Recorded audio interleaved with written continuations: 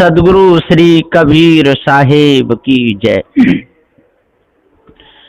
बंदी छोर सदगुरु श्री कबीर साहब जी, मेरे हृदय मंदिर के आराध्य परम पूज्य सदगुरु श्री महान साहब जी, मैं सर्व संतों के चरणों में सिर झुका के त्रिवार बंदी करता हूँ।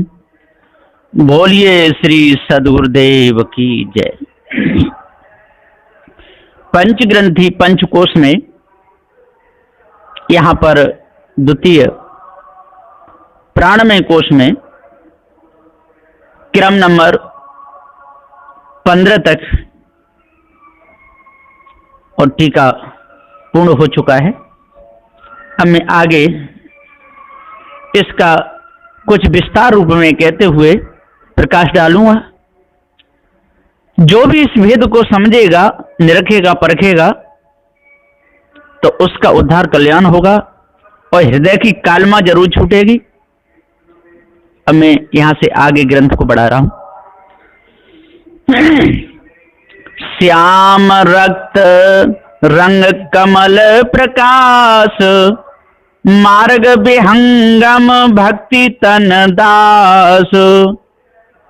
क्रम नंबर 16।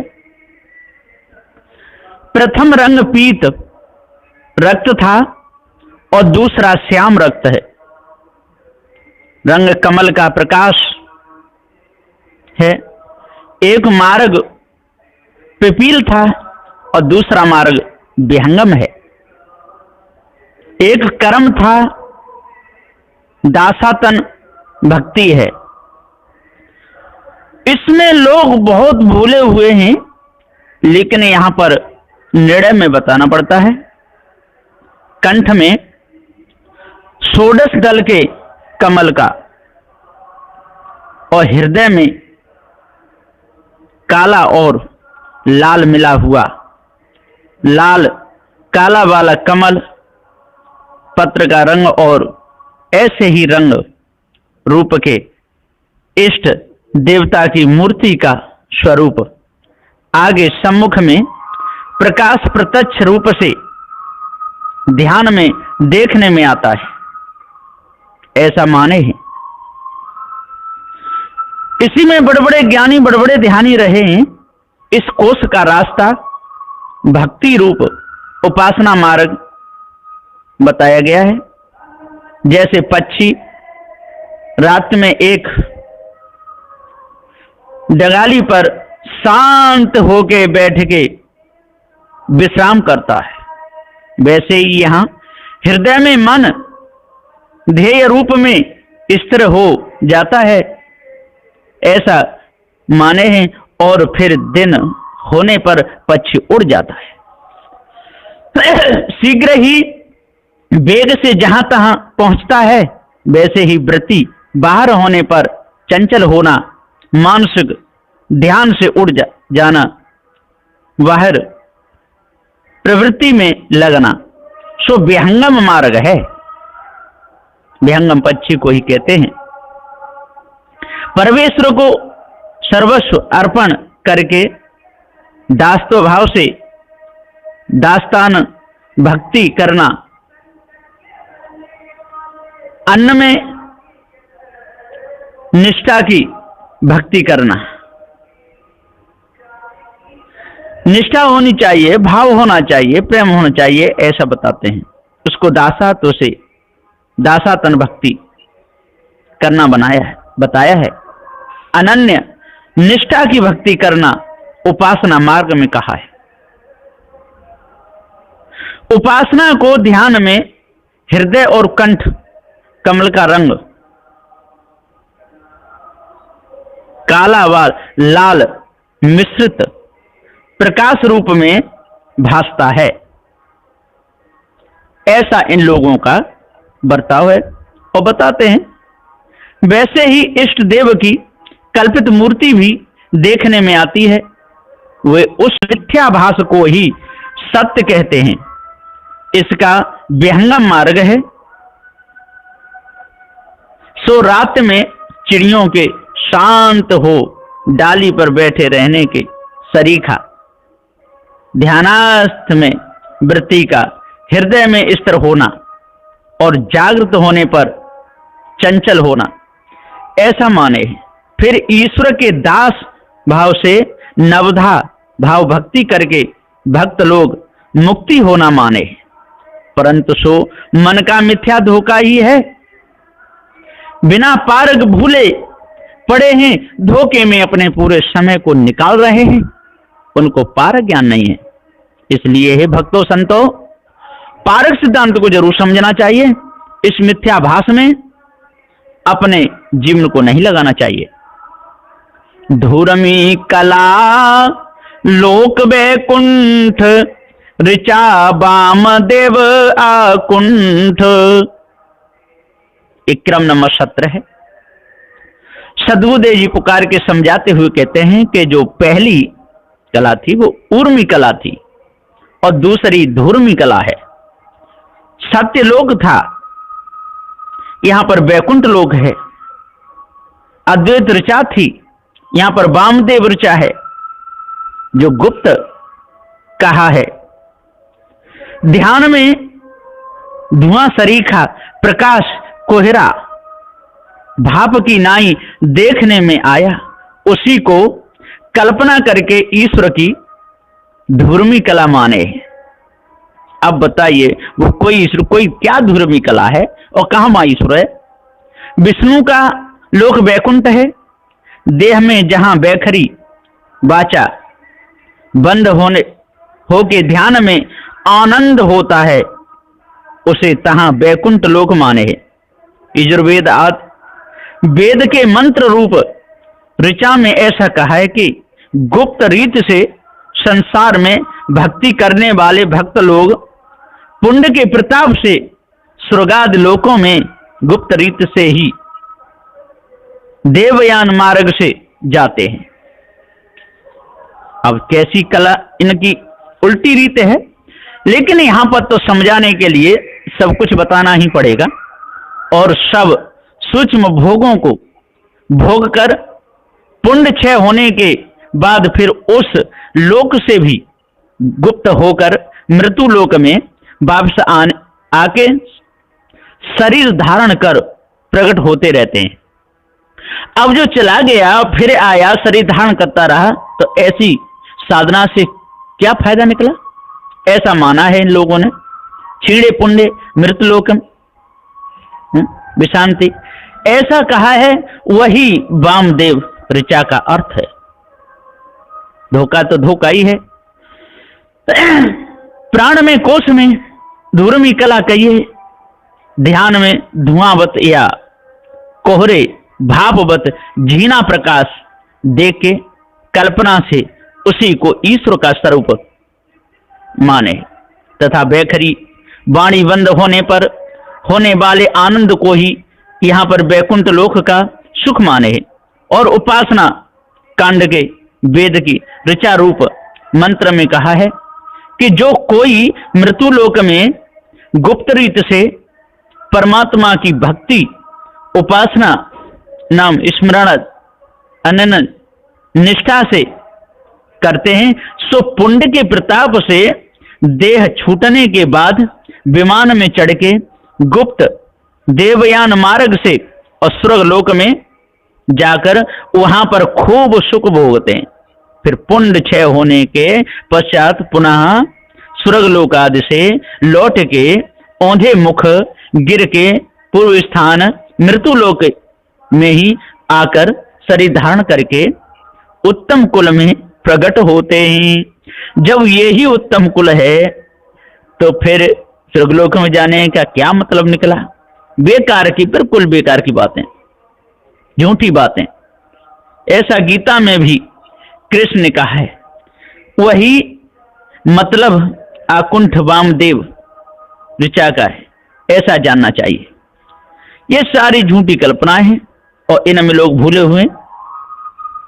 ते तम भुक्त्वा स्वर्गलोकम विशालम क्षीणे पुण्डे मृत्युलोकम विशांति। भगवत गीता में भी कृष्ण ने कितना अच्छा कहा है। सद्गुरु लोग कहते हैं कि इन लोगों को जरा भी लिखने में, सुनने में, अर्थ करने में बिल्कुल संकोच नहीं आया कि ये सही है कि गलत है।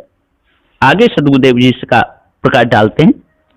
सूक्ष्म विषय भोगता जान, गुप्त मुद्रा उन्मुनि मान। क्रम नंबर 18। प्रथम स्थूल विषयों का भोग था और दूसरा सूक्ष्म विषयों का भोग है। गुप्त मुद्रा सन्मुखी थी, उन्मुनि गुप्त मुद्रा माने हैं। प्राण में, कोश में और वैकुंठ ईश्वरादि के लोक में सूक्ष्म देह से सूक्ष्म ही अदृश्य पंच विषयों का अनहद शब्द, ज्योति प्रकाश, आनंद, अमृत रस, कमल गंध का सुपनवत उपभोग होता है। तो बड़ा भारी सुख परमानंद का विशाल होता है, ऐसा जान लीजिए। इसी में अपने पूरे जीवन को गुजारते रहते हैं। सो सुपनवत मिथ्या भोग है, परंतु यही बंधनों का कारण सूक्ष्म बीज है। नेत्रों के आधे पलक खुले रहना और आधे पलक ढके रहना, इस प्रकार दृष्टि स्थिर कर लक्ष्य करके और ध्यान करना, इसको भीतरी भाग से सूक्ष्म या गुप्त अदृश्य मन एकांत करने की साधना रूप गुप्त मुद्रा बड़ी अच्छी है, ऐसा गुरुबा लोगों ने माना है। परंतु सो मन की कल्पना नरजीवों की भूल है, भटकाने वाली है, विकार है, बीज है, ऐसा गुरु पार्क से निर्णय करके जानिए। और जब तक इस भेद को नहीं जानोगे तब तक माया भी गुरुबा लोगों के चक्कर में फंस करके पूरा जीवन निकल जाएगा, है ना। उन स्वर्गाद लोकों में सूक्ष्म देह से सूक्ष्म पंच विषयों का भोग होना माने हैं। सब प्रकार से वहां सूक्ष्म विषय भोगों का कथन किए हैं। इसमें गुप्त मुद्रा उन्मिलनी, आधा नेत्र खुले रखने, ध्यान करने को माना है। निश्चय करके जानिए कि यह सब अध्यास जीवों का बंधन ही बंधन है, भूल ही भूल है, धोखा ही धोखा है ना। पशु वृत्ति है, मनुष्य वृत्ति वहां है ही नहीं। झीनी नाग वायु अनुरूप, मन मंतव्य संकल्प स्वरूप। क्रम नंबर 19। सदगुरुदेव जी पुकार के समझाते हुए कहते हैं कि प्रथम झीनी वायु देवदत्त थी और दूसरी नाग वायु है। अहंकृत था और मंतव्य है, संकल्प करना ही उसका स्वरूप है। सूक्ष्म रूप से देह में रही हुई ब्रह्मांड कला की झीनी वायु जो है सो डकार आने वाली, उद्गार निकालने वाली जल तत्व का अंशरूप सूक्ष्म यह नाग वायु है। अणु रूप से आत्म या कंठ के नीचे नाग वायु रहती है, सो सूक्ष्म स्वरूप ही उसे जानिए। मन का स्वभाव कुछ न कुछ मानंदी करते रहना होता है, उसे ही मन का मंतव्य दृढ़ता या निश्चय कहते हैं। सो संकल्प विकल्प में चलायमान होते रहना, चंचलता होते रहना तथा स्फुरना उठा करना, सो इस संकल्प है, यही मन का स्वरूप है। यानी संकल्प विकल्प करते रहना ही सूक्ष्म मन का स्वरूप है। प्राण में, कोश में ब्रह्मांड की झीनी नागवायु से डकार आती है। यह अनुरूप से देह में रहती हुई काम करती है, इसी से वह सूक्ष्म स्वरूप वाली कहलाती है, उसे ब्रह्म भी माना है। ऐसा इन लोगों का धोखा है। वेद का योग मार्ग इसी से प्रकट होता है। योगी जन इसी वायु के आधार से जिह्वा उल्टाकर और अमृत पान करते हैं। जो ऊपर से लार टपकती है उसी को अमृत मान लेती है, और अमृत है ही क्या, मिथ्या धोखा है। अर्थात लार को ही अमृत का रूप मान के चाटते रहते हैं और मन से संकल्प विकल्प करके कोई एक मानंदी दृढ़ करना, यही उसका संकल्प व मंतव्य स्वरूप है। इस धोखे में लग करके बड़े बड़े ज्ञानी, बड़े बड़े ध्यानी और भूले रहे, उनको सुख तो मिला ही नहीं, धोखे में जीवन गया। भूमिगतागत प्राग अभाव, सूक्ष्म देह के कहे स्वभाव। क्रम नंबर 20। प्रथम क्षिप्रा भूमिका थी और दूसरी गतागत भूमिका है। एक प्रध्वंस अभाव था और प्राग अभाव है। यही सब सूक्ष्म देह के स्वभाव कहे हैं। प्राणमय कोश में सूक्ष्म देह की भूमिका या स्थिति की जगह ऐसी है कि वासना वायु रूप सूक्ष्म देह रहने से मृत्यु लोक पर स्थूल देह छोड़कर गुप्त हो जाता है। फिर समय पा करके देह धारण कर जन्म लेके बाहर प्रकट हो आना, ऐसा आवागमन का सामर्थ्य उसमें रहता है। और वासना बीज रूप से बने रहना, फिर समयांतर में भोग होना, इसी को औजे मानते रहते हैं और इसी भूल में डोलते रहते हैं। किंतु अभी अभाव गुप्त होकर धोखे में ही इनका पूरा समय चला जाता है, कुछ नहीं मिलता। वासना बीज, फिर समयांतर में भोग होना और उसी में भूले रहना, ऐसा जो होता है सोई प्राग अभाव है। इस कोश की 9 तत्व रूप सूक्ष्म देह के सब मुख्य सूक्ष्म भाग, लक्षण, अंग, प्रकृति और संपूर्ण स्वाभाविक धर्म निर्णय से वर्णन करके कहे गए हैं। यही सूक्ष्म देह की प्रकृति का स्वभाव कहलाता है। तो इसमें बड़े बड़े ज्ञानी ध्यानी भूल गए। आज भी लोग विचार नहीं करते, धोखे में ही अपने पूरे समय को निकाल रहे हैं। ज्ञान इंद्री पांचो अंतःकरण मन आदि दे, सूक्ष्म पांचो तत्व ओ प्रकृति सवे देवादि दे। ये आधा छंद है। जिन इंद्रियों के द्वारा पंच विषयों का ज्ञान मालूम होता है वे ज्ञान इंद्रियां हैं। वे कर्ण, त्वचा, नेत्र, जिह्वा और नासिका, ये 5 हैं।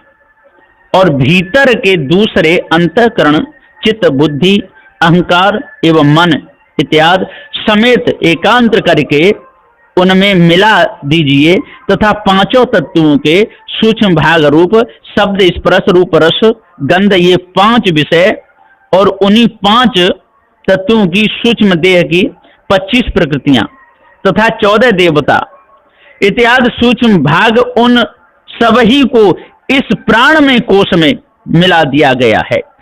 अथवा इन सबों को एकांत मिला करके और फिर नाना प्रकार के कार्य विस्तार करते हैं।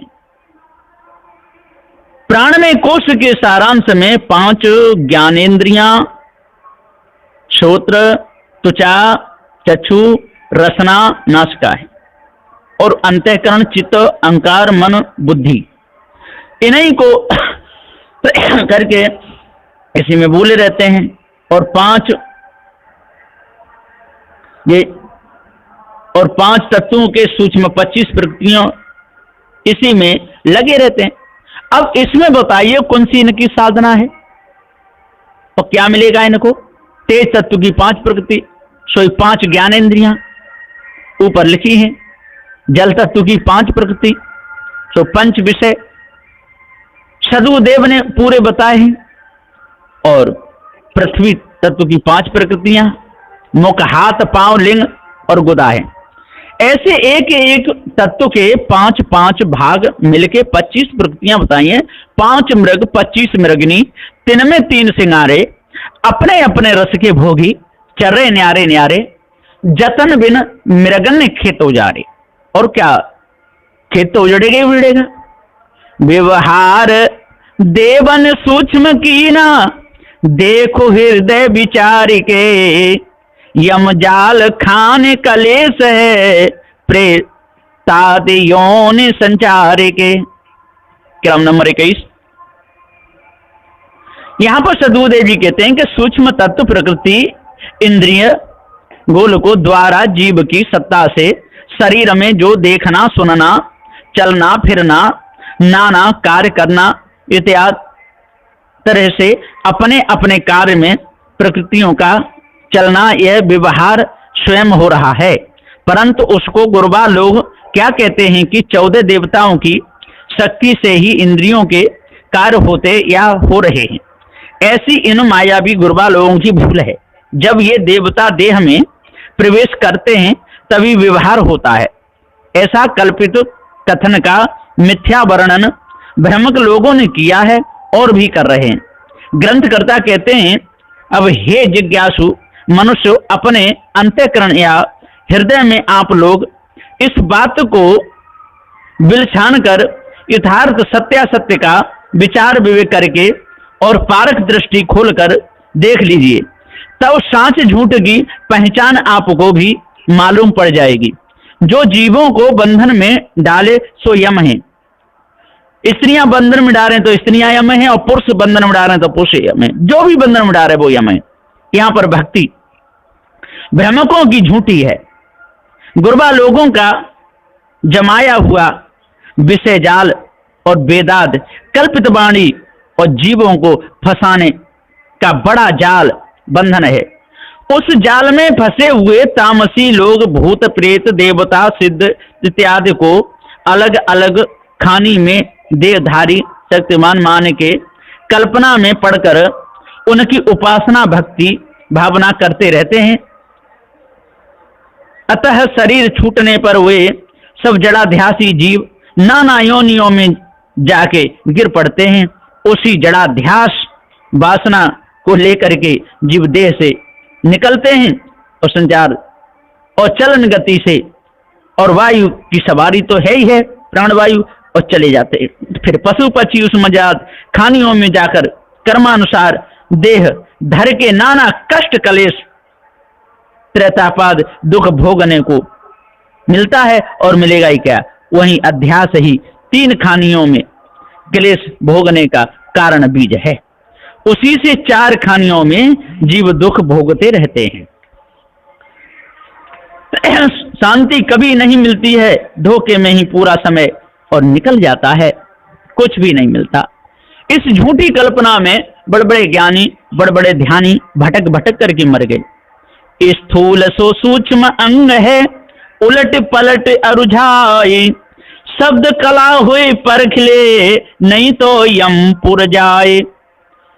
सदगुरुदेव जी पुकार के समझाते हुए कहते हैं इस व्याख्या में कि प्राण में कोश में के वर्णन में ये पूरा बताया जा रहा है। आखिरी दोहा है, इसमें श्री राम रहस्य जी कहते हैं कि स्थूल से सूक्ष्म और सूक्ष्म से स्थूल होत ओत प्रोत है।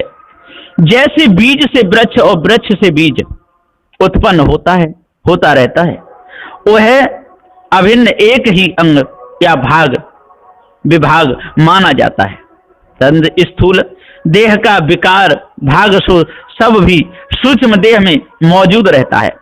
सूक्ष्म देह स्थूल देह का ही एक बारीक बीज रूप अंग है, उससे विकार न्यारा नहीं है। इस कारण कर्म या उपासना में खानी और वाणी में कर्मी व विषयी लोग और उपासक भक्तजन उलट पलट के गेंद की नाई इधर से उधर और उधर से इधर विषय भोगते भोगते अंधे हो जाते हैं। उपासना में और जड़ उपासना से विषयों में भटक भटक कर वे सब बंधन में ही अरुझाए हुए हैं